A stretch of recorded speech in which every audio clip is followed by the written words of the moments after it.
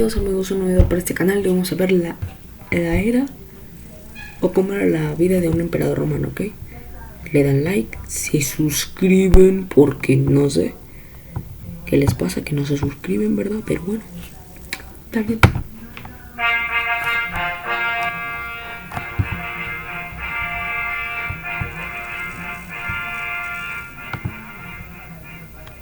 ¿Cómo sería tu vida si tuvieras el máximo poder y recursos aparentemente ilimitados a tu disposición?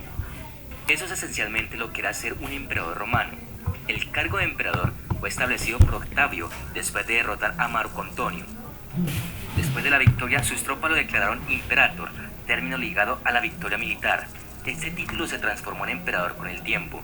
En cuanto a Octavio, que tomó el título de Augusto, que significa venerado, aunque fue el primer emperador, prefirió el título de princeps, que significa primero o líder. Aún así, cuando murió Augusto en el año 14 después de Cristo, tenía poderes prácticamente limitados sobre un imperio muy grande y poderoso. El barrio más elegante de la antigua Roma era la colina palatina, y los emperadores romanos se aseguraban de tener las casas más bonitas en este lugar. La colina palatina fue central en la historia de Roma, siendo el sitio legendario donde los fundadores de Roma, Rómulo y Remo, fueron amamantados como huérfanos por una loba. A lo largo de la República, los principales ciudadanos construyeron sus hogares allí, y durante gran parte del periodo imperial se convirtió en el hogar de facto de la casa imperial, tanto así que Augusto construyó su palacio en el Monte Palatino, que fue ampliado en gran medida por su sucesor Tiberio. En la época del emperador Domiciano, toda la colina se había cerrado, separando efectivamente al emperador y su casa del resto de la población. Controlar y gobernar las provincias era una parte sustancial del mandato de un emperador. Aunque la ciudad era importante para él, el emperador no tenía que pasar todo su tiempo en Roma, y muchos emperadores visitaban otras partes del imperio. Tal movilidad a menudo se asociaba con campañas militares, lo que significaba que tenían que pasar y permanecer en muchas ciudades de provincia. También se sabe que el emperador Adriano viajaba extensamente por el imperio, observando y explorando sus dominios. Incluso, si el emperador no pudiera visitar todas las partes del imperio, podría mantener contacto personal a través de intermediarios. Además, podían venir a Roma los representantes de las provincias. Pero esto no quiere decir que todos los provinciales tuvieran contacto cercano con el emperador, pero es importante que el emperador pareciera accesible y no permitiera que las comunicaciones se vieran obstaculizadas por el tamaño del imperio. Cada emperador tenía un séquito, con algunos más grandes que otros. La tendencia general fue que los séquitos aumentaron a lo largo de la historia de Roma. Adriano es posible que haya tenido hasta 5.000 personas entre sus seguidores, que incluían familiares, funcionarios de la corte, guardias, esclavos, varios sirvientes y eruditos. La legitimidad del gobierno de un emperador dependía de su control del ejército y el reconocimiento por parte del Senado. Un emperador normalmente sería proclamado por sus tropas o investido con títulos imperiales por el Senado, o ambos. Los primeros emperadores reinaron solos, los emperadores posteriores a veces gobernaban con coemperadores y dividían la administración del imperio entre ellos. Los romanos consideraban que el cargo de emperador era distinto del de rey. El poder que acompañaba a la posición permanecía, y al frente de este poder estaba la guardia pretoriana. Si bien la autoridad del imperio estaba en manos del emperador, él puso su vida en manos de la guardia. Durante tiempos sombríos, la guardia pretoriana sería la que elegiría y a veces derrocaría a un emperador. Y es que gobernar la Roma imperial era un asunto arriesgado.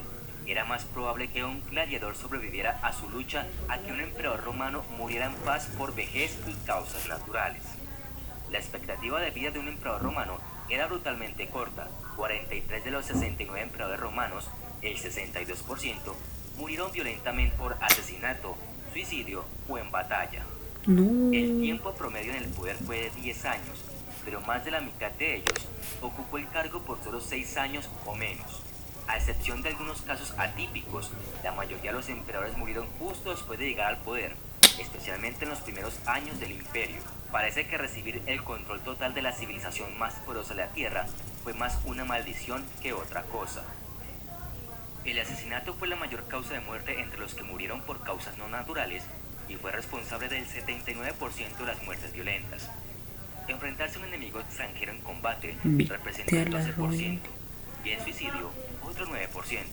Durante finales del siglo II, y principios del siglo III después de Cristo, Roma estaba plagada de inestabilidad política, Cierto. incluidos los asesinatos de varios emperadores. Para el siglo III, el Imperio Romano ya había experimentado periodos caóticos de liderazgo, como el año de los 4 emperadores en el 69 después de Otón, Cristo. En el Bitonio 238 después de Cristo, el y cargo de Estrao. emperador sería el más inestable de la historia. Conocido como el año de los 6 emperadores, comenzó durante el breve reinado de Maximino el Traciano, que gobernó desde el 235.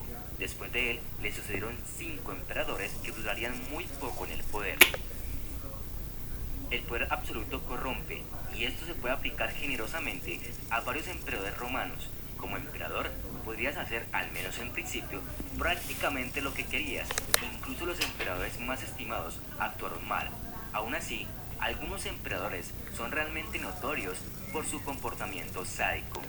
Por ejemplo, Calígula, que se refiere como a uno de los gobernantes más inhumanos que jamás haya vestido la púrpura. Mató a sus presuntos enemigos, ejecutó a su primera esposa y disfrutó viendo torturas y asesinatos. Los emperadores romanos, hasta la época de Constantino en el siglo II, fueron deificados. El culto al emperador se desarrolló incluso antes de Augusto, quien había presionado para que su tío abuelo Julio César fuera deificado después de su asesinato en el 44 a.C. Hacerlo era una forma de crear una creencia unificadora en todo el imperio. Gran parte del culto al emperador consistía en reconocer su genio, que rápidamente se extendió como un acto de patriotismo. Sin embargo, los emperadores generalmente eran adorados solo después de la muerte, ya que adorar a una persona viva como un dios no se consideraba aceptable en algunas provincias. También fue objetado por religiones monoteístas como el judaísmo y el cristianismo. Sin embargo, algunos emperadores no podían esperar hasta la muerte para ser un dios. Por ejemplo, Calígula inició tabúes transculturales al proclamar su divinidad. El historiador romano Suetonio escribió: Calígula ordenó que todas las imágenes de los dioses que fueran famosas por su belleza o por la veneración que les rendían, entre las que se encontraban las de Júpiter, fueran traídas de Grecia para que él pudiera reemplazar sus cabezas por la suya. Luego estaba... No, loco. Yo creo que aquí lo vamos a dejar. Está bastante largo el video. Son 9 minutos, sí, pero YouTube me marca aunque sea máximo 15 minutos. Y ahorita hay unos... a eso de aproximadamente 11 a 13 minutos, ok. Entonces, muchas gracias por ver este video. Ya saben, denle like, suscríbanse si les gusta mi contenido. No olviden apoyarme con un buen like y suscribirse. Entonces nos vemos en un próximo video. Bye.